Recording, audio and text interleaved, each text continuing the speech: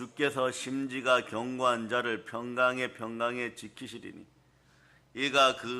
이는 우리가 주를 의뢰함이니라.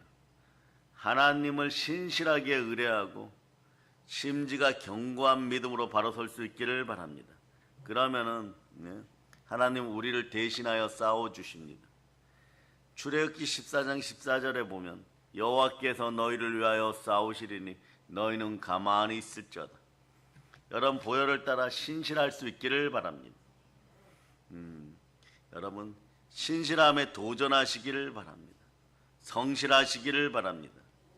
강제로라도 성실하시기 바랍니다. 보이지 않는 부분의 신실함은요 인생을 바꿉니다. 여러분의 게으름과 여러분의 결단이 무너졌을 때 실망하신 적 있으십니까?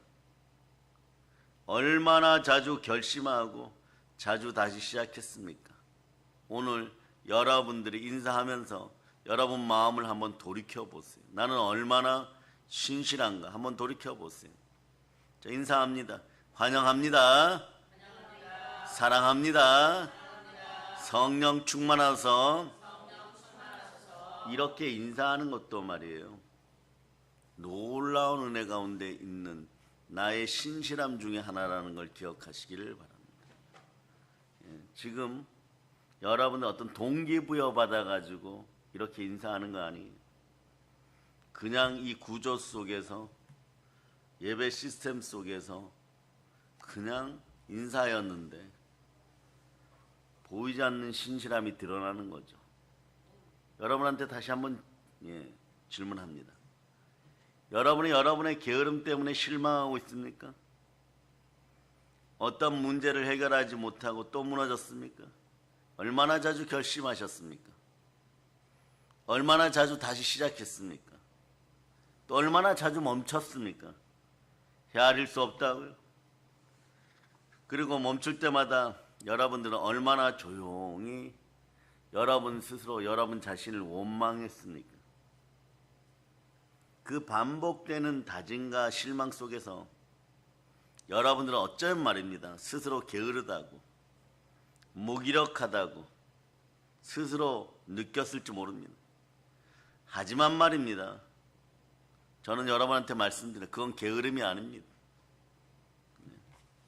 그건 말이에요. 마음의 무게예요. 여러분. 아무도 모르게 여러분이 짊어지고 있는 마음의 무게입니다. 이걸 어떻게 해야 될까요? 여러분의 힘으로 안 됩니다. 신실하지 못한 것, 그 하나님 아버지 앞에 바로 서지 못하는 것, 이런 거 어떻게 보면 말이에요. 마음의 무게예요. 그 마태복음 11장 28절 이 무거운 것들은 예수 그리스도께 내려놓을 수 있기를 바랍니다. 자, 읽어주세요. 시작. 수고하고 무거운 짐진 자들아 다 내게로 오라. 내가 너희를 쉬게 하리라. 여러분 무언가를 또 말이에요. 여러분 게으르고 악하다는 마음으로 내려놓았을 때 여러분들 마음속에는 마음의 무게가 있어요. 사실 다시 시작할 때마다 느끼는 보이지 않는 피로감이 있어요. 여러분. 인생 피로감이죠. 여러분. 또 여러분들 위로합니다. 포기하지 않고 싸워왔던 내면의 갈등이죠. 여러분. 포기하지 않기 위해서 버텼던 내면의 싸움인 거죠. 여러분. 마음이 그러니까 많이 지쳤을 거예요. 이제 사랑의 여러분 안에 있는 마음의 결심을 꺼내 보시기를 바랍니다. 그리고 도전했던 모든 기억들을 다 끄집어내어 보시기를 바랍니다. 이제 너무 많이 넘어졌습니까? 넘어져서 의욕이 없습니까? 그런데도 여러분보다 더 많이 넘어진 어떤 분들은 오히려 샘솟는 기쁨으로 더 열심히 인생을 살아갑니다. 이건 어떻게 된 것입니까? 성경은 이렇게 나 여호와가 말하노라. 너를 향한 나의 생각은 내가 안 하니 재앙이 아니라 곧 평안이요 너희 장래에 소망을 주려 하는 생각이라. 하나님의 신실한 생각 속으로 들어올 수 있기를 바랍니다. 생각부터 성실할 수 있기를 바랍니다. 여러분들 의욕이 상실되었다고요? 근데 어떤 분들은 이렇게 계속해서 샘솟는 기쁨으로 살아가고 있습니까? 무슨 일일까요? 하나님이 인도하는 여러분들 되실 수 있기를 바랍니다. 그런데 오늘도 의욕이 없음에도 불구하고 여러분들은 무언가를 또 해야 되는 것입니까? 여러분, 이제부터 기억하시기를 바랍니다. 의욕이 없이도 계속 신실하게 성실하게 어떤 일을 하고 있다면 그건 여러분이 인생 전반에서 절반 이상은 성공한 사람입니다. 손에 들리고 눈에 보이는 확실한 세상 기준의 성공은 곧 여러분의 손에 확실하게 주어질 것을 믿어 의심치 않습니다. 여러분, 우리는 끝까지 성실할 수밖에 없는 기독교인입니다. 빌립보서 2장 12절로 보겠어요. 빌립보서 2장 12절. 빌립보서 2장 12절. 자, 읽어주세요. 시작. 그러므로 나의 사랑하는 자들아 너희가 나 있을 때뿐 아니라 더욱 지금 나 없을 때에도 항상 복종하여 두렵고 떨림으로 너희 구원을 이루라. 항상 신실할 수 있기를 바랍니다. 보혈은 말이에요. 항상 신실합니다. 보혈은 말이에요. 끝까지 충성합니다. 신실한 순혈은 자로우로 치우치지 않습니다. 왜냐하면 예수 그리스도의 피이기 때문에 그렇습니다. 그 피가 우리를 구원하였습니다. 보혈에게 물어보세요. 내가 어떤 마음으로 신앙생활을 해야 되는가?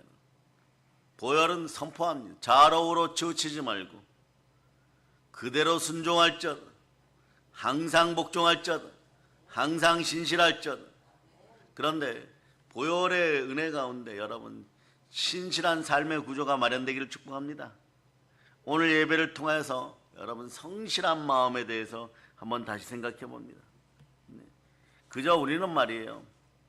매너리즘에 예배 드리는 것이 아닙니다. 허우적거리기 위해서 예배 드리는 것이 아닙니다.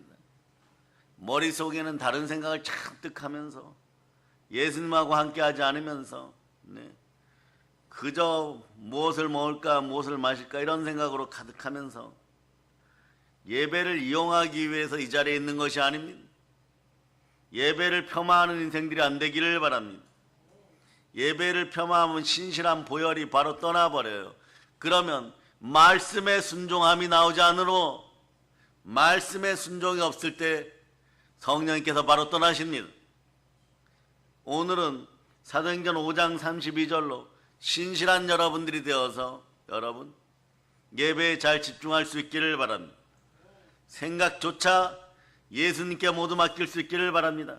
읽어서 시작. 우리는 이 일의 증인이요 하나님이 자기에게 순종하는 사람들에게 주신 성령도 그러하니라 하더라. 하나님은 영이시니 영과 진리로 신실하게 예배드릴 수 있기를 바랍니다. 매너리즘에 허우적거리기 위해서 예배드리는 것이 아닙니다. 예수님처럼 순종하고 싶고 예수님처럼 이기고 싶고 예수님처럼 신실하게 살고 싶고 예수님처럼 하나님께 사랑받고 싶기 때문에 이 자리에 분명히 있는 것입니다. 우리는 지금까지 살았던 삶과 인생과 다르게 살고 싶어서 오늘 새벽 여기에 있음을 여러분이 다시 한번 여러분 마음속에 심어놓기를 바랍니다. 그냥 나왔다고 하더라도 성령님의 신실하심 속에 이끌려 나왔음을 여러분 믿으시기를 바랍니다. 힘들게 나왔어도 성령이 붙잡아 주셨음에 감사할 수 있기를 바랍니다. 여러분들은 신실한 순혈 속에서 성령님이 축복하는 구조 속에 지금 예배드리고 있다는 이 사실을 여러분 깨닫고 마귀의 참소를 밟아버리고 신앙의 매너리즘에서 빠져나오기를 축복합니다. 내 안에 계신 신실하신 예수 그리스도의 음성을 듣기 위하여 새벽 제단에 나왔다는 사실을 여러분 기억하시기를 바랍니다. 성령의 불을 받을 자다. 그래서 신실한 보혈을 따라 계속 성실하고 싶어서 계속 이기고 싶어서 마귀에게 머리 안 밟히고 싶어서 이 자리에 있다는 사실을 여러분들이 본능적으로 깨닫기를 바랍니다. 아멘 할렐루야. 사랑하는 여러분, 매너리즘에서 빠져나오고 대한민국 전체를 위하여 신실한 여러분들이 될 수 있기를 축복합니다. 신실한 삶의 구조가 되기를 축복합니다. 사실 말이에요. 자신의 감정, 나의 감정이라고 하는 것 또는 동기부여는요 언제나 필요합니다. 그러나 이걸 너무 많이 의지하지는 마세요. 왜냐하면 동기부여나 감정은 불꽃처럼 나타나요, 여러분. 그런데 불꽃은 어떻습니까? 금방 사라집니다. 동기부여는 말이에요, 처음에 강렬해요, 여러분. 그런데 시간에 따라서 사그러듭니다. 무슨 이야기입니까? 시간이 지나면서 성과가 없으면 희미해지고 결국 사라져요. 이 감정이나 감정신앙이나 동기부여는 잘못하면 여러분 기복신앙이 돼버려요. 여러분 기복신앙이 되다 보면 말이에요, 나중에 마음속에 예수 그리스도가 없는 상태로 복만 구하고 있는 그런 인생들, 그런 종교적인 인생들이 되어가고 있는 자신을 발견했을 때 사람은 한없이 무기력해져요. 여러분 무기력해져요. 아이들이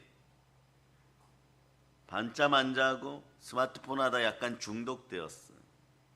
그런데 늦게까지 잠을 안 잤으니까, 새벽 재단에 나와서 뭐 채팅하고 일어나고 잠을 안 잤으니까 그 육체적 한계를 넘어서지 못한 아이들을 데리고 새벽 재단에 이렇게 나올 때 아이들은요 이런 표현 씁니다. 무기력하다 그래요. 허무하다 그럽니다. 그리고 막이나, 잘 들으세요, 신실하지 못한 사입이나 이단들이 가장 많이 쓰는 단어가 뭐냐, 누구나 받아들이고 한국교회를 해파했던 단어들이 있어요. 이게 뭐냐, 성령 충만한 교회도 이런 단어들을 썼고 그렇지 않은 교회도 이런 단어를 썼고, 자기 합리화를 하기 위해서 말씀이 안 들린다라고 자꾸 얘기하라고 만들어버립니다. 대표 이단들이 쓰던 방법이에요, 여러분. 그럼 말씀이 안 들리면 그럼 어떤 말씀이 들려야 됩니까? 마귀가 전하는 말이나 이단들이 전하는 말이 들려야 되는 것입니까? 그러고 나면 어떻게 되느냐, 말씀을 밀어내었기 때문에 여러분 잘 보세요. 아이들이 점점점 어떤 것에 중독되거나 빠져들거나 무기력해져요. 극기하는 기존 시스템들이 싫어져요. 학교나 그 다음에 어떤 그런 것이 싫어지다 보니까 자신들이 어떤 조직에 가서 일을 하여도 그 조직 자체가 자신들에게 게임을 좀 못하게 하거나 자신들의 생각과 반대가 되면 말이에요, 그냥 계속 마음속으로 욕하면서 그 자리에 서 있게 돼요. 얼마나 무기력해지겠어요. 마음속에서는 신실한 보혈이 흘러야 됩니다. 그럴 때 샘솟는 기쁨이 나타나는 것이에요. 마귀가 대표적으로 쓰는 방법이 뭐냐, 말씀을 못 듣게 하는 것입니다. 그러니까 이것은 말이에요, 얼마나 어리석은 행동들이에요. 여러분, 여러분들은 듣는 복이 있기를 바랍니다. 아멘 할렐루야. 그래, 이 동기부여라는 것은요 언제나 필요합니다. 그러나 이 특징을 알아야 돼요. 동기부여는 처음에 강렬하지만 시간이 지나면 성과가 없어요. 이 동기부여 이런 거죠. 공부 잘하고 선생님 말씀 잘 듣고 이번에 시험 봐서 성적 잘 나오면은 뭘 사줄게, 이런 동기부여들이 있을 수 있어요. 이것도 동기부여죠. 그런데 처음에 불꽃처럼 강렬합니다. 그러나 결국은 희미해지고 결국 사라지는 것이에요. 그리고 우리는 어른이든 아이든 이 순간을 붙잡으려고 애쓰지만 동기부여는 무엇 같다가 했죠? 불꽃 같기 때문에 결코 여러분 곁에 오래 머무르지를 않는다는 특징이 있어요. 감정을 근거로 한 동기부여는요 조건이 사라지면 순식간에 여러분 자신을 배신합니다. 동기부여는 자기 자신을 배신해버려요. 그러니까 허무해요.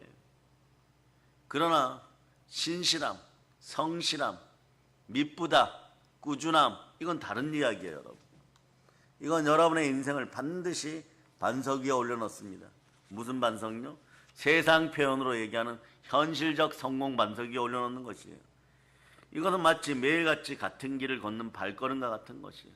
비가 오든 몸이 무겁든 몸이 좀 아프든 기분이 가라앉든 이 발걸음은 조용히 앞으로 나아갑니다. 그냥 가는 것입니다. 누가 알아주지 않지만 그 발걸음은요 자신을 향한 신뢰의 발걸음이에요. 여러분, 나는 나 자신을 믿습니다. 이 시대에 말이에요, 무기력한 것 같고 무능력한 것 같지만 신실한 발걸음들이 있습니다. 새벽기도 마치고 다 낡은 구두를 신고, 네, 똑같은 양복을 입고 힘든 서류 가방을 들고 묵묵히 자신의 회사를 향해 걸어가는, 네, 시대의 아버지들의 발걸음, 아무 능력 없는 것 같아요. 여름 휴가도 반납한 채 일하고 있는 것 같은 그런 아버지 모습. 사람들은 그렇게 생각합니다. 그 신실함을 이해하지 못할 때 나는 저렇게 살지 않을 거야. 그런데 그런 사람들이 그 나이가 되었을 때 그 신실함을 잃어버리면 훨씬 더 무기력함 속에 있다는 걸 여러분 기억하시기를 바랍니다. 누가 알아주지 않아도 자신을 향해 신뢰를 만들어내는 그 발걸음, 이 시대에 그런 발걸음들이 필요합니다. 그런 발걸음들이 회복되어야 되는 것이에요. 스스로에게 나는 약속을 지킬 수 있는 사람이라는, 네, 그런 마음으로 걸어가는 발걸음인 것이에요. 그런데 말이에요, 동기부여하고는 차이가 있습니다. 동기부여는 말이에요, 하루살이 같은 것이에요. 하루를 바꿀 수 있습니다. 하지만 인생이 신실하고 성실하다는 말이에요, 인생 전체를 바꾸게 되어 있습니다. 이런 차이라는 걸 분명히 알고 여러분 감정신앙에 빠져서, 네, 허우적거리지 않기를 바랍니다. 사랑하는 여러분, 성공이란 것은요, 시간을 돌이켜보면 큰 결단의 결과가 아닙니다. 그저 말이에요, 그냥 하는 것이에요. 그저 작고 단순한 행동, 그저 말씀 따라 살아가는 것, 감정과 상관없이 반복하고 연단하고 훈련받는 힘, 감정과 상관없이 반복적으로 체험하는 힘, 이것이 신실함의 본질입니다. 하루 이틀은 누구나 아무나 할 수 있습니다. 그래서 처음에 와서 말이에요, 신앙생활 하면서도 이렇게 지켜보면 세상을 전부 얻은 것 같이 말이에요, 끊임없이 말이에요, 네, 설레발치고 뛰어다니고 이랬던 인생들 교회 안에서 오래가지 못합니다. 동기부여가 사라지면 말이에요, 마음이 죽어버려요. 여러분. 그러면서 무기력해진다고 얘기합니다. 은혜가 사라졌다라고 얘기합니다. 아닙니다. 임마누엘의 하나님, 우리 아버지 하나님, 좋으신 하나님은요, 언제나 임마누엘 사랑으로 늘 우리와 함께 하였어요. 아버지 사랑을 잃어버린 것은요, 사람의 감정이었던 것이요. 여러분 오늘 완전히 깨닫기를 바랍니다. 하나님의 은혜는 언제나 우리와 함께 하였습니다. 항상 함께 하였습니다. 말씀 가운데 있었던 것입니다. 그저 매너리즘에 빠진 자신들의 마음이 무기력해지고 무너졌던 사실을 모르는 것이에요. 마귀의 참소에 무너졌다는 사실을 모르는 것이에요. 예수의 피로 선포합니다. 신실함이 회복되기를 바랍니다. 오늘 막 엘리야처럼 하늘에서 불을 단장 받지는 못하였다고 할지라도 오늘 이 자리에 있는 여러분들의 때로는 무거운 발걸음 속에서도 하나님의 은혜는 신실하게 함께하였다는 사실을 기억하시기를 바랍니다. 여러분들이 힘들고 어려운 환경 가운데 말씀 듣기 위해 달려왔던 그 발걸음 속에 하나님은 늘 함께하였습니다. 하나님은 신실하십니다. 요한계시록 19장 11절로 보시겠습니다. 요한계시록 19장 11절. 요한계시록 19장 11절 읽어주세요. 시작. 또 내가 하늘이 열린 것을 보니 보라 백마와 그것을 탄 자가 있으니 그 이름은 충신과 진실이라. 그가 공의로 심판하며 싸우더라. 요한계시록에 보면 백마 타는 이야기가 몇 번 나오는데 이 구절은 예수 그리스도에 대한 구절이에요. 네. 그런데 여기서 보면 예수 그리스도는 충신과 진실의 이름입니다. 사람으로 따지면 신실하다, 성실하다 이런 식으로. 예수님은 성실하십니다. 신실하십니다. 그분이 어디에 계십니까? 내 안에 계십니다. 반잠 안 자고 채팅하고 이러느라고 시간들 낭비하는 것이 아니라 여러분, 사람을 살리기 위해서 지키기 위해서 할 수 있는 모든 행동들 하세요. 먹고 마시고 폰을 보고 TV를 보더라도 사악한 것에 빠져들지 않도록 여러분이 여러분의 자녀들을 잘 지킬 수 있기를 바랍니다. 믿음으로 바로 설 수 있기를 바랍니다. 신실함의 본질에 대해서 다시 이야기합니다. 여러분 동기부여는 하루 이틀 만에 사라질 수도 있어요. 그러나 신실함은 하루 이틀이 아닙니다. 누구나 아무나 할 수 있는 것이 아니에요, 여러분. 아무도 지켜보지 않는 100일째 되는 날에도, 아무도 지켜보지 않는 300일째 되는 날에도 계속 그 자리에서 그 일을 하는 사람, 그 사람이 결국 다른 사람을 도와주는 인생, 그 사람이 결국 운명을 바꾸는 사람. 감정의 불꽃은 금방 꺼집니다. 그러나 부지런함의 불씨는 천천히 모든 걸 태웁니다. 그게 바로 신실함이에요. 한결같아야 돼요. 기독교는 한결같아야 됩니다. 우리 믿음의 형제들이 언제 어디서나 힘들고 어려웠을 때, 그렇지, 우리에게는 사랑의 능력교회가 있지, 그 자리에 교회가 있지, 그 자리에 말씀이 있지, 그 자리에 성령님과 부르짖는 믿음의 형제들이 있지, 선포되는 말씀이 있지, 이러면 살아 돌아올 수 있어요. 그런데 교회도, 한국교회도 신실해야 되는 것이에요. 성령으로 말씀으로 보혈로 신실해야 되는 것입니다. 그런데 자기 자신들이 교회를 딱 돌아보았을 때 어떠냐? 여러분, 그냥 교회나 자기 자신이나 세상 앞에 무너진 자기 자신이나 자기 생각으로 일하다가 무너진 그런 마음이나 교회를 쳐다보았을 때 똑같은 마음이나 이러면 말이에요, 예수 그리스도가 계신지 안 계신지를 모르는 것이에요. 예수님은 신실하십니다.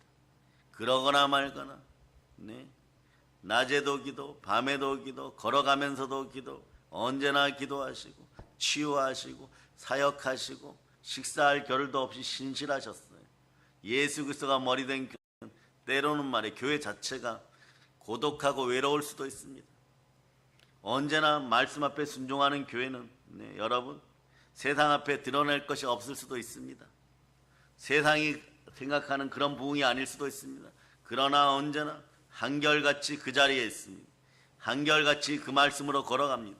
묵묵히 걸어갑니다. 세상이 뭐라 표현했든 걸어갑니다. 계속해서 갑니다. 곱고 좁은 길에서 걸어갑니다. 성령님과 함께 걸어갑니다. 신실하게 걸어갑니다. 왜냐하면 그 교회는 하나님이 자기 피로 사신 교회이기 때문에 그렇습니다. 그래서 여러분, 감정의 불꽃은 금방 꺼지지만 부지런함의 불씨는 천천히 모든 걸 태워버려요. 이것이 바로 신실함입니다. 그러니까 신실한 사람들 앞에 넘어진 인생들이 무슨 생각을 하느냐?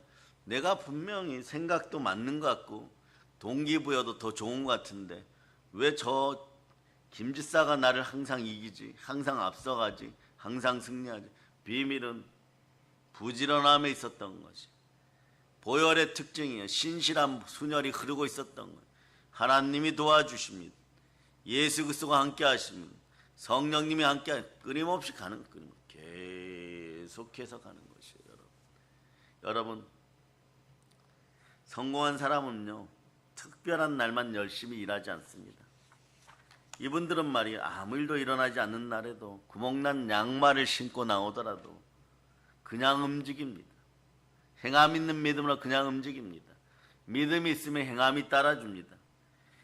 아무도 박수치지 않고 변화도 느껴지지 않고 모든 게 같아 보이는 그날에도 성공하는 사람들, 성공한 사람은요, 그냥 같은 일 반복합니다. 아무 재미가 없는 것 같아요. 같은 일 반복합니다. 실제로 아무 재미가 없습니다. 무슨 재미가 있겠습니까? 하루 종일 회사 일하고 하루 종일 말씀 준비하고 하루 종일 기도하고 무슨 재미가 있겠습니까? 그런데 어느 순간에 그들에게 다가오는 단어는 영원한 성공이고, 그들에게 다가오는 것은 세상을 이긴 성공이고, 그들에게 다가오는 것은 그 마음속에 신실한 기쁨이, 샘솟는 기쁨이 끊임없이 올라오는 것이에요. 그러니까 사람 생각으로 그 재미없는 거 일하지 말고 저하고 놀아보세요, 재미있습니다 이러는데, 신실하게 성공하고 신실한 구조가 된 분들은 마음의 눈이 열리거나 영안이 열리면 그거 하나도 재미없는데,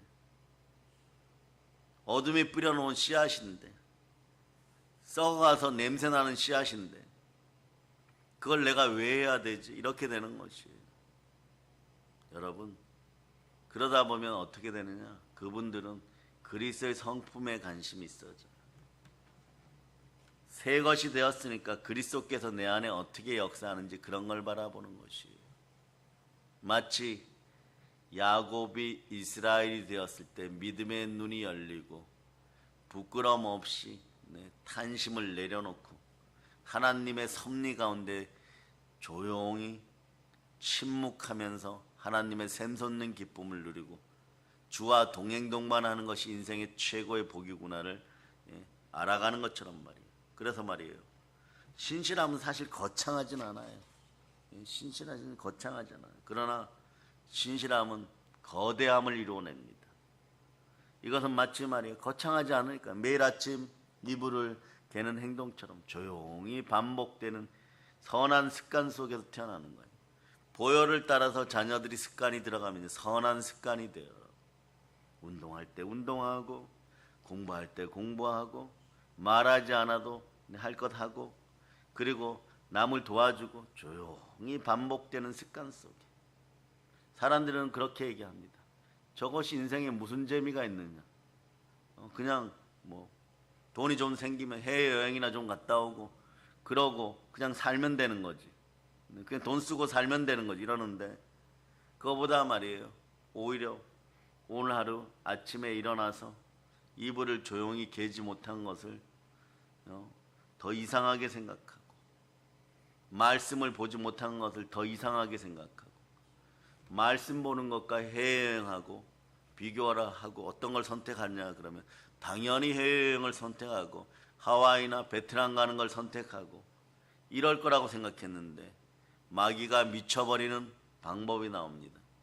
나는 그냥 오늘 조용히 식사하고 조용히 회사 가고 그리고 하루 일과를 잘 마치고 오늘 끝나고 나면 시편을 110편까지 봤는데 집에 돌아가서 시편 111편 보는 그 영광을 누릴 것이다. 그 기쁨을 누릴 것이다. 그러면서 설레는 마음으로 돌아올 때 피로가 사라지는 거예요. 몸이 살아나요, 여러분. 실제로 마음속에 신실함이 들어가고 보혈이 흘러넘치면 영은 더욱더 강건해지고 몸은 밝아지기 시작합니다. 그 은혜를 누리시기를 바랍니다. 조용히 반복되는 습관 속에서 우리는 다시 태어나는 것이에요. 이 단순함 속에서 우리의 정체성이 나타나는 것. 그러면서 이러죠. 그렇지, 나는 무릇 하나님의 영으로 인도받는 하나님의 자녀지. 예수께서 나를 그 핏값으로 사셨지. 나의 가치는 예수의 가치인데 부끄러운 세상 가치하고 나를 비교조차 할 수 없다. 이런 정체성이 생겨버리는 것이. 그러니까 하루의 시작 새벽기도, 하루 3장 성경 읽기, 매일 같은 시간에 운동하기, 소소한 정리, 작은 기도, 집중 기도, 감사 표현, 이런 거 하나를 지키는 것. 이 모든 것이 별것 아닌 것처럼 보이는 거예요. 그러니까 저에게는 무엇이 있나 이렇게 보았더니 그래도 여러분에게 매일 한 번씩 오늘의 말씀 보내죠. 되거나 안 되거나 그 구조 속에 보거나 안 보거나 저의 신실함 속에 하나는 오늘의 말씀 보내고 있는 것이에요. 이런 작은 훈련이 우리 안에서 어떤 걸 만들어내냐? 질서를 만들어내요. 여러분 속에, 마음 속에 질서의 하나님을 모시는 내면의 질서가 자리 잡습니다. 여러분들의 마음이 혼란하고 공허하고 더럽고 매너리즘에 빠져 있는 상태에서 주 예수여 어서 오시옵소서 마라나타 이러시겠습니까? 이런 신실한 훈련이 말이에요, 우리 안에 내면의 질서를 바로 세운다는 걸 기억하시기를 바랍니다. 우리 마음속에 질서가 생기기를 축복합니다. 반복은 단조롭습니다. 반복은 힘이 듭니다. 그러나 반복은 나를 연단하고 반복은 나를 다듬고 반복은 나에게 좋은 습관을 가져오고 결국 인생 성공하게 만듭니다. 반복은 결국 우리에게 큰 믿음을 가져다 주는 것이에요. 결국 반복은 나의 삶을 바꾸게 되어 있습니다. 우리의 삶을 성공으로 이끌게 되어 있습니다. 눈에 보이지 않아도 오늘 하루의 훈련이 내일의 나를 바꿉니다. 반복, 훈련, 연단, 재생, 반복, 훈련, 연단, 재생 받았던 믿음의 종들이 세상을 주도하기 시작하는 것입니다. 이 나라에는 그렇게 훈련받은 7천의 기도의 용사들이 우리 주의 종들이 있다는 걸 기억하시기를 바랍니다. 주의 종들은 하나님 앞에 바로 서게 되어 있습니다. 주의 종들이 하나님 앞에서 주시는 기업을 통하여서 마음의 나라를 확장, 거룩한 나라를 확장하기 때문에 이 나라는 아직까지 안전한 것입니다. 이 시대에 신실한 주의 종들이 계속해서 나올 수 있기를 축복합니다. 그럴 때 마음속에 불꽃이 확 붙어갖고 제대로 된 결단이 딱 이루어지면은 사도행전 20장 24절처럼 외치기 시작하는 것이에요. 한번 읽어보세요. 시작. 내가 달려갈 길과 주 예수께 받은 사명 곧 하나님의 은혜의 복음을 증언하는 일을 마치려 하면은 나의 생명조차 조금도 귀한 것으로 여기지 아니하노라. 아멘 할렐루야. 그러고 말씀 전하기 시작하면 많은 사람들이 신실하신 하나님 뜻 가운데서 사람들의 인생이 바뀌어요. 역대하 7장 14절 보세요. 주의 종들이 신실함 속에 불꽃 같은 동기부여가 일어나서 이것이 하루나 이틀 만에 끝나지 않고 최소 1년, 2년, 3년 가기 시작하면 말이에요. 여러분, 제 삶 속으로 들어오는 인생들이 많아집니다. 이것이 참된 전도의 시작이에요. 여러분 읽어주세요. 시작. 내 이름으로 일컫는 내 백성이 그들의 악한 길에서 떠나 스스로 낮추고 기도하여 내 얼굴을 찾으면 내가 하늘에서 듣고 그들의 죄를 사하고 그들의 땅을 고칠지라. 하나님의 백성은 신실합니다. 신실하신 하나님의 이름으로 일컫는 하나님의 백성이 악한 길에서 떠나 스스로 겸비하고 기도하여 하나님의 얼굴을 구하면 하나님께서 하늘에 듣고 그 죄를 사하고 그 땅을 고쳐줍니다. 우리가 말이에요, 그저 말이에요, 나 하나쯤이야 이렇게 하고 함부로 행동하고 그냥 마음속에 동기부여가 되었을 때는 세상에서 가장 신앙 좋은 사람처럼 행동하다가도 하루아침에 그 불꽃이 사라져지면 삶이 매너리즘에 빠지고 무기력하다, 예배를 왜 드려야 되는지 안다 모른다 이런 소리가 나오면 말이에요, 이건 스스로에게도 아픔이고 불행이지만 국가적으로도 별로 좋지 않습니다. 여러분 신실함을 잘 유지할 수 있기를 바랍니다. 우리가 신실하면 어떻게 해준다고요 말이에요. 자, 내가 하늘에서 듣고 그 죄를 사하고 그 땅을 고칠지, 땅을 고쳐준다는 것이 우상 숭배로 뒤덮여 있고 공산주의자들로 뒤덮여 있는 이 나라 하나님이 고치신다는 것이에요. 여러분 한 사람 한 사람이 신실하면 그런 복인 것이에요. 여러분 주변에 여러분 가족 중에 누군가가 신실하면 말이에요, 그것이 나의 복이었구나.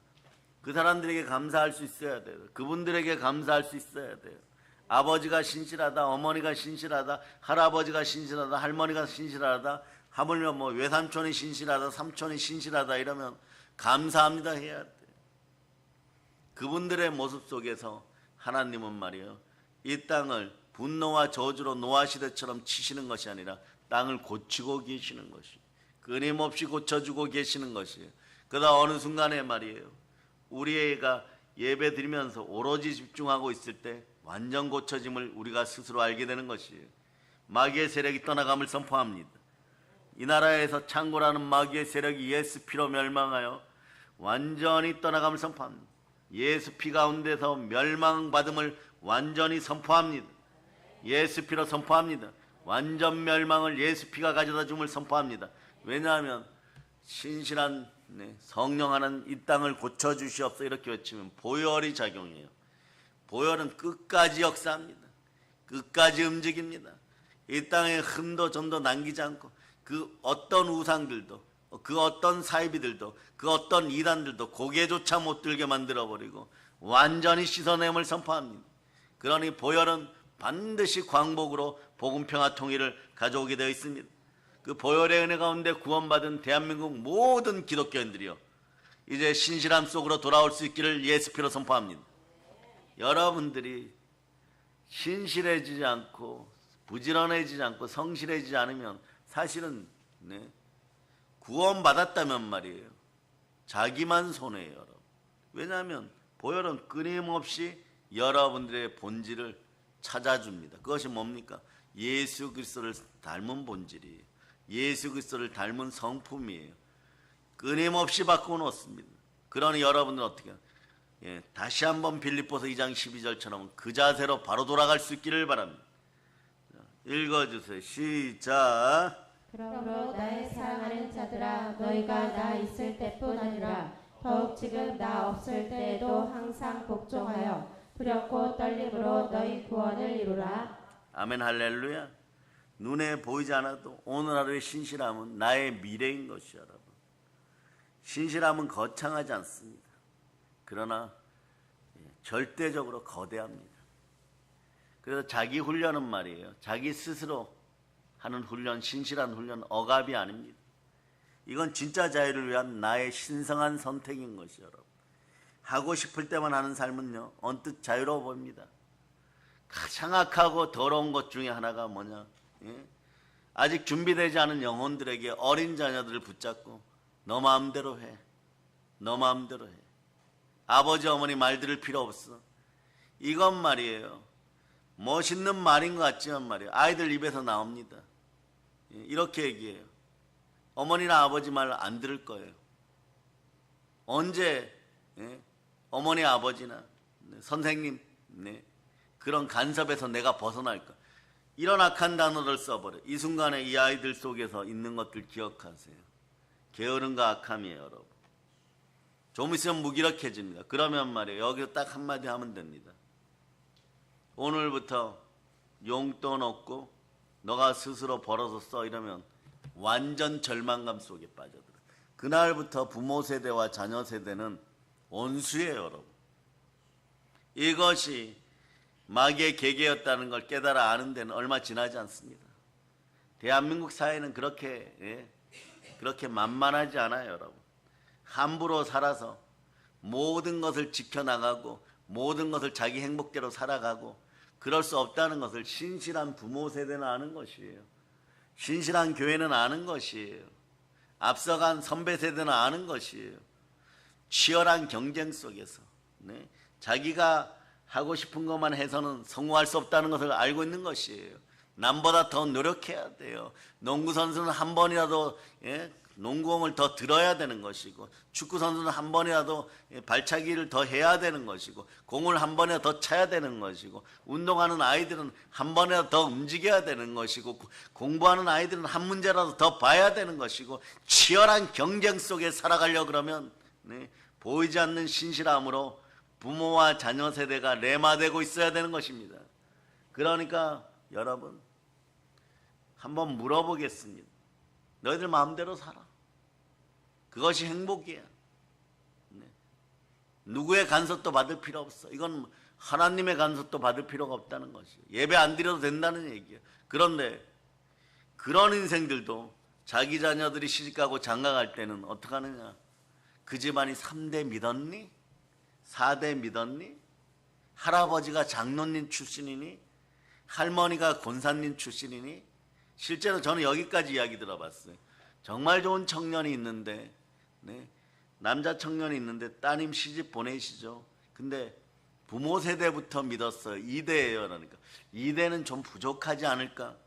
어떻게 신실하지 않은 그 입에서 선택을 할 때는 본능적으로 그런 이야기가 나옵니까? 신실함은 거짓이 없습니다. 자기 훈련은 말이에요. 절대 통제나 억압이 아닌 것이요, 여러분. 간섭이 아닌 것이에요.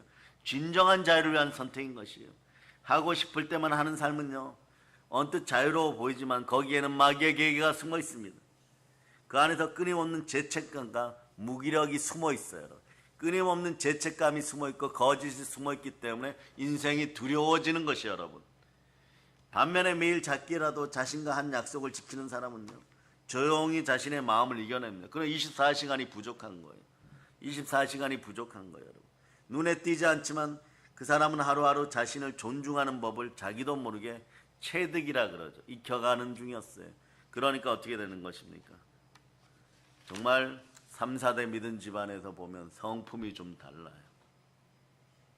거룩한 성품들이 나오기 시작해요. 이런 분들이 성령에 불받아 버리면 제대로 된 경건의 능력이 나타나기 시작합니다. 그러니까 이런 분들은 어떻게 하겠어요? 그 무거운 발걸음으로 집으로 돌아오고 교회 예배에 돌아와도 마음속이 이렇게 되게 짧은 한마디가 외칩니다. 언어가 나오는 거죠. 말씀 따라서. 수고하고 무거운 짐 예수님과 잘 짊어졌다. 예수님에게 맡기고 나니까 가볍네. 오늘도 해냈다. 가벼워진 거예요, 여러분. 퇴근 가방 속에는 들고 갔던 도시락이 가벼워져 있거든요. 인생이 가벼워져 있는 것이. 오늘도 나는 이겼다. 오늘도 나는 해냈다. 이 짧은 한마디로 자기를 위로하는 것이, 이 짧은 한마디가 만들어낸 자기 신뢰는 어떤 칭찬보다도 강합니다. 은혜인 거죠. 여러분. 누구의 인정도 필요가 없어요. 나는 나를 믿는다. 하나님이 나와 함께 하심을 믿는다. 예수 그리스도가 내 안에 계신다. 나는 오늘도 이겼다. 365일 매일 이겨가는 것이에요. 여러분. 그 사실 하나만으로 우리는 어제보다 단단해지는 것입니다. 그럴 때 어머니 아버지가 돈도 없어요. 왜 흙수저 비타게 만들어 놓았습니까? 머리도 안 좋아요. 이랬던 자식들. 그 자식들의 시간이 지나고 이 신실함이 쌓이면요, 아버지 어머니 존경합니다 이렇게 되는 거예요. 그때 가서 그 이야기를 들어도 괜찮습니다. 어차피 우리는 영생하는 부활의 인생들인 것이요 여러분. 나는 나를 믿는다는 그 사실 하나만으로 우리는 내일 더 행복해지는 것이에요. 이때 샘솟는 기쁨이 나오는 것입니다. 말씀의 은혜 은총이 함께합니다. 그러고 보면 우리 주변은 전부 신실한 것들밖에 없어요. 교회도 신실하죠. 성령님도 신실하죠. 여러분의 담임 목사님의 사역자들도 신실하죠. 계속 신실한 거예요. 그리고 말씀도 신실하죠. 보혈도 신실하죠. 신실한 것밖에 없다는 것이에요. 무기력하고 무능력하고 자기 마음대로 하다가 자기 인생도 책임지지 못하고 남 탓하고 변명하고 핑계대고 그러면서 거창한 척 해보지만 아무것도 없는 인생들하고는 완전히 다른 것이에요. 여러분들 사랑하는 단계는 어떠냐? 신실한 믿음 속에서 여러분들을 인정하기 시작할 때 여러분들이 여러분들을 사랑하게 되는 것이에요. 그럴 때 여러분 마음속에 여러분의 신실함을 빼앗아가려고 했던 것들, 여러분 마음속에 참소나 상처나 쓴뿌리는 완전히 뿌리 뽑혀지는 것이에요. 자신을 훈련시킬 수 있다는 그 생각 하나만으로, 자신을 훈련시킬 수 있다는 그 감각 하나만으로 여러분의 삶 전체는 이미 바뀌어갔던 것이에요. 삶이 담대해집니다. 상이 커지는 것이에요. 그러므로 너희는 담대함을 버리지 말라. 이것이 큰 상을 얻게 하느니라. 그랬군요. 왜 사람들이 여호수아처럼 강하고 담대하지 않았을까요? 말씀 앞에 불순종하여서 신실함을 잃어버렸기 때문에 담대함이 사라졌던 것이에요. 두려움이 생겨났던 것이에요. 두려운 인생들아, 마음의 거짓을 보혈로 씻고 담대하게 인생을 바로 세울 것. 여호수아 1장 9절로 보세요. 여호수아 1장 9절. 여호수아 1장 9절. 자, 여러분들이 한번 읽어보세요. 시작. 내가 내게 명령한 것이 아니냐. 강하고 담대하라. 두려워하지 말며 놀라지 말라. 내가 어디로 가든지 내 하나님 여호와가 너와 함께하느니라 하시니라. 아멘 할렐루야. 강하고 담대하는 건 하나님 말씀하신 거, 하나님 명령하신 거. 신실하게 나에게 이익이 안 되는 것 같아도 여기에 먼저 순종하였더니 강하고 담대해지는 거. 왜냐하면 하나님께 순종할 자다. 마귀를 대적하라. 그리하면 피하리라. 마귀의 참소가 끝난 인생들이 되는 것이에요. 그럴 때 여러분들은 담대하게 신실하게 걸어갔더니 영광과 존귀가 함께하고 기도의 자리에서 썩지 않는 것을 구하니 영생이 함께하고 영원한 성공이 먼저 다가왔던 것이에요. 의욕이 없을 때도 움직일 수 있는 힘, 그것은 신실한 힘입니다. 마음의 힘이 되어주는 것이에요. 정신의 힘이 되어주는 것, 참된 정신력이 되는 것이에요. 정신의 근력이 되어주는 것이에요. 작은 승리를 매일 쌓는 사람이 되시기를 바랍니다. 작은 승리를 매일 쌓는 사람은 스스로 등불이 되는 것이에요. 일어나 빛을 발하고 청춘의 독수리같이 새로워집니다. 시편 103편 5절로 보겠습니다. 시편 103편 5절. 자, 읽어보세요. 시작. 좋은 것으로 내 소원을 만족하게 하사 내 청춘을 독수리같이 새롭게 하시는도다. 보혈을 따라 신실하게 되기를 바라. 새롭게 되는 거예요. 여러분 새로워졌습니다. 그 여러분들은요 그냥 성실하고 신실하게 자꾸 바뀌어간다는 기억하시기 바라. 그런데 저항이 좀 생기죠. 또 어떤 분은 미루는 습관이 생기죠. 왜 그럴까요? 이것도 한번 여러분 살짝 문을 열어봅니다. 미루는 습관은요 먼저 기억하세요. 단순한 게으름이 아닙니다. 그 안에 숨어있는 비밀이 있어요. 미루는 습관 가지신 분들 생각해 보세요. 그 안에 두려움이 숨어 있습니다.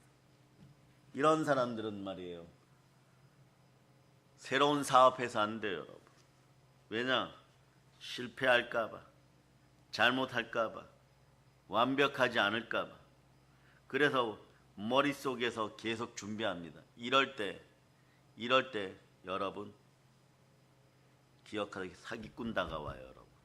나는 준비가 안 되는데, 나는 두려움 속에 숨어 있는데 소스를 가지고 다가옵니다.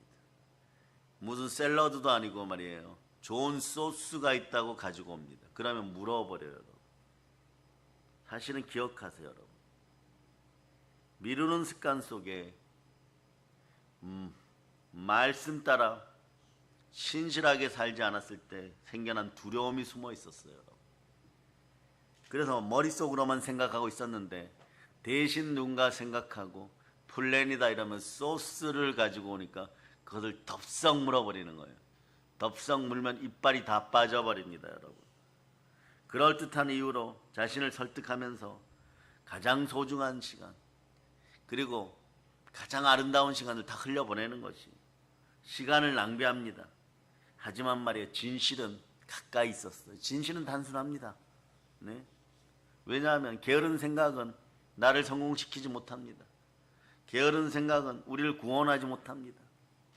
신실한 생각, 신실한 행동, 신실한 믿음만이 우리를 성공 앞으로 데려가는 것이요. 여러분. 시간이 어렵다면 말이에요. 네, 여러분. 시간을 많이 잃어버린 것 같습니까? 그러면 말이에요. 신실한 시간, 즉 작은 시간 앞에서도 여러분 이제부터 조금 정직하기를 바랍니다.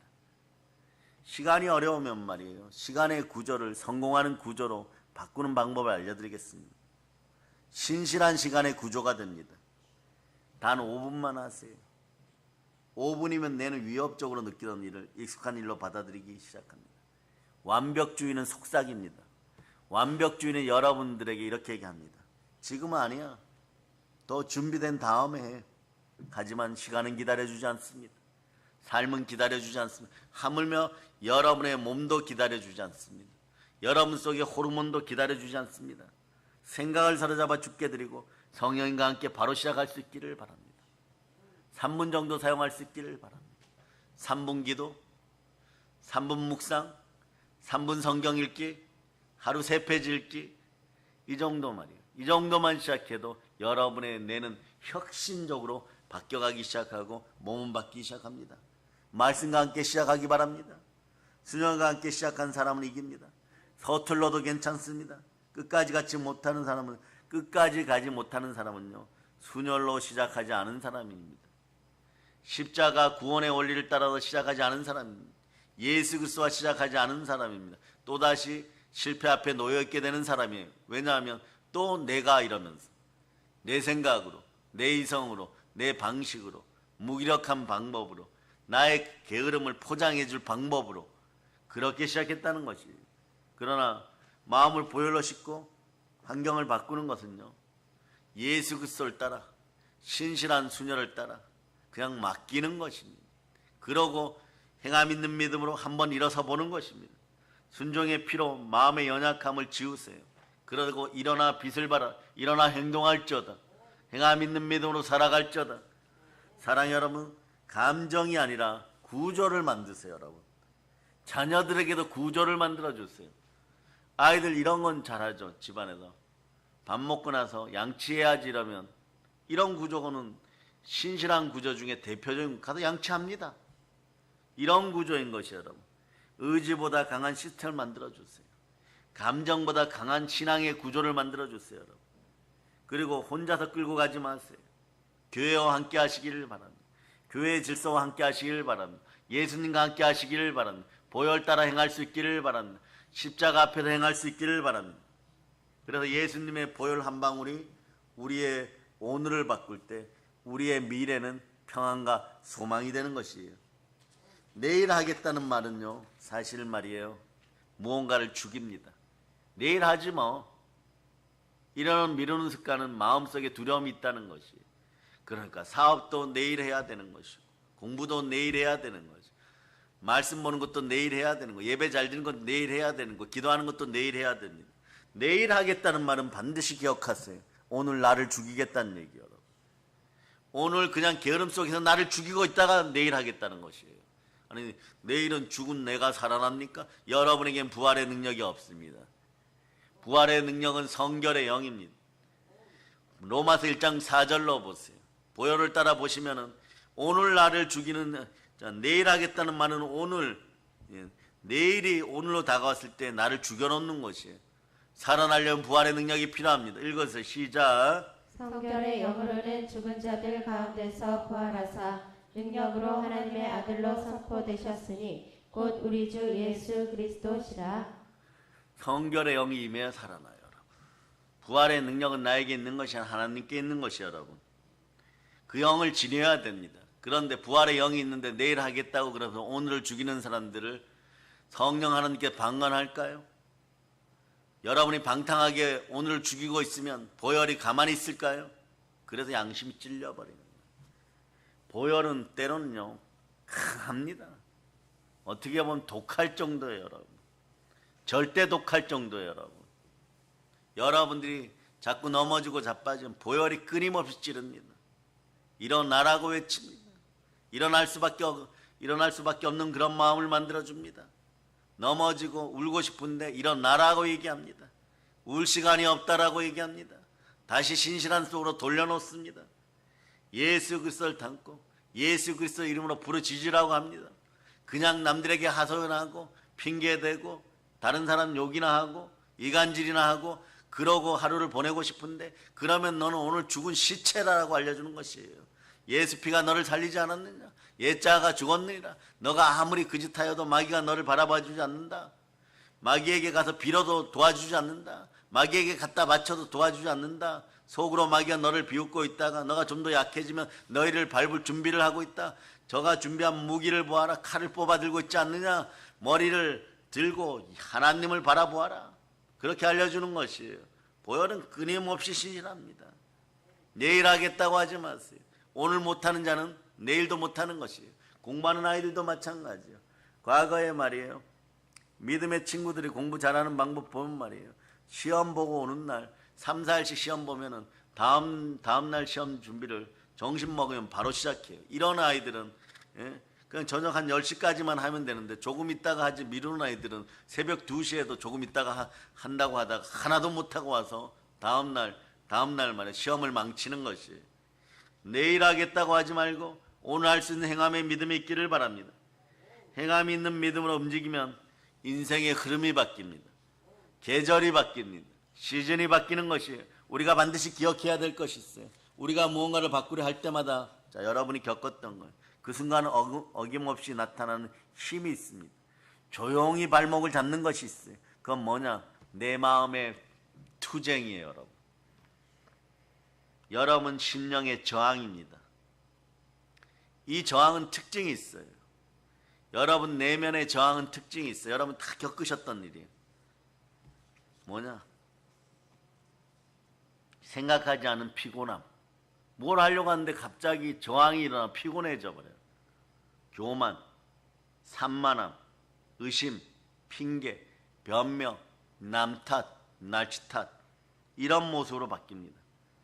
지금 말고 나중에 이건 너가 할 일이 아니야. 이미 늦었어. 이런 속삭임은요 참 현실처럼 들립니다. 자기 변명을 하게 만든, 사실은 그런데 그게 아니라는 거예요. 사실은 여러분 안에 두려움이 만든 환상입니다. 두려움의 환상 속에 빠져들지 않기를 바랍니다. 이럴 때 필요한 건 거대한 결심이 아니에요, 여러분. 그냥 보혈 한 방울입니다. 신실한 순혈 속으로 나올 수 있기를 바랍니다. 신실한 순혈 한 방울이면 되는 것이에요. 말씀 쓰시던 분들은 다시 말씀 쓰시고, 가볍지만 확실한 시작이 필요합니다. 딱 3분만 말씀 써보세요. 살아나기 시작합니다. 딱 한 줄만 말씀 암송해 보세요. 시편 23편 1절로 여러분이 암송해 보기를 바랍니다. 시작. 여호와는 나의 목자시니 내게 부족함이 없으리로다. 아멘, 할렐루야. 딱 3분만 소리내어 성경을 읽어보시기를 바랍니다. 딱 한 번만 무릎을 꿇고 제대로 기도해 보시기를 바랍니다. 한 번만 부르짖을 수 있는 용기가 있게 해달라고 기도해 보시기를 바랍니다. 삶이 달라집니다.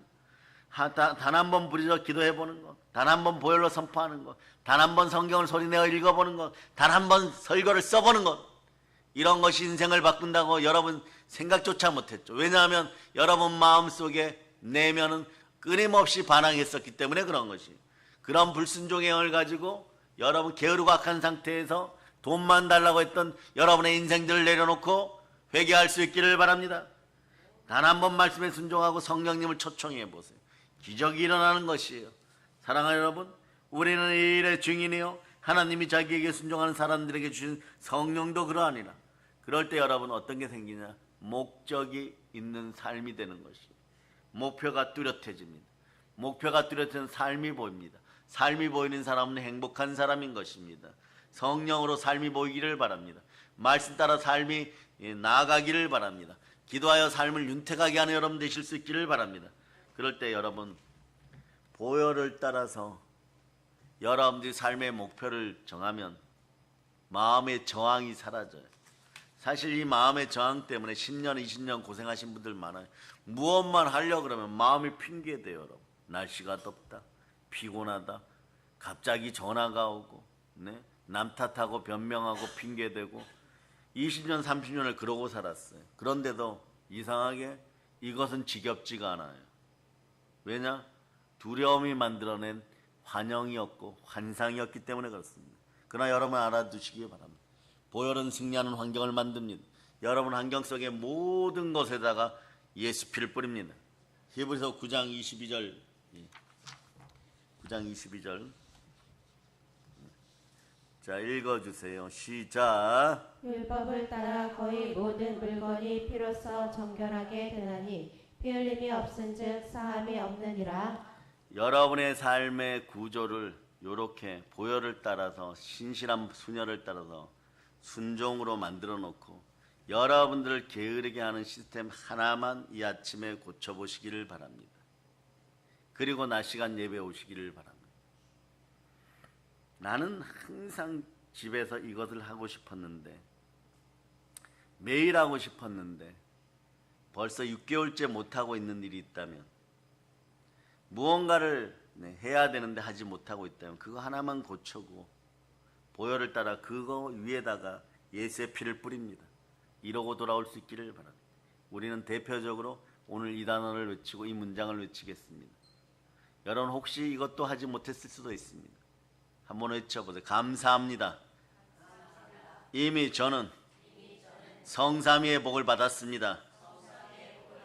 이렇게 알려드린 것도 여러분들이 보혈을 뿌리지 않으면 반복이 안 되고 재생이 안 되고 훈련이 안 되고 연단이 안 되어서 신실함이 사라졌던 거예요.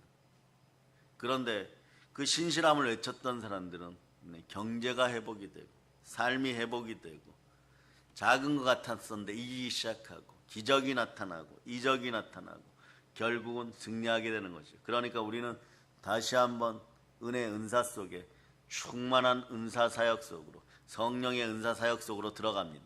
오늘부터 여러분들은 신실하게 기대하시기를 바랍니다. 신실한 순혈을 따라 영혼이 잘되고 범사가 잘되고 강건하기를 예수 그리스도는 축복합니다.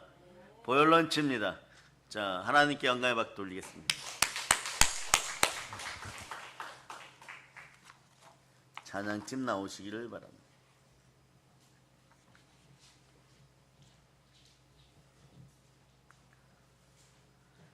자, 여기 복음 찬양집에서 여러분 내가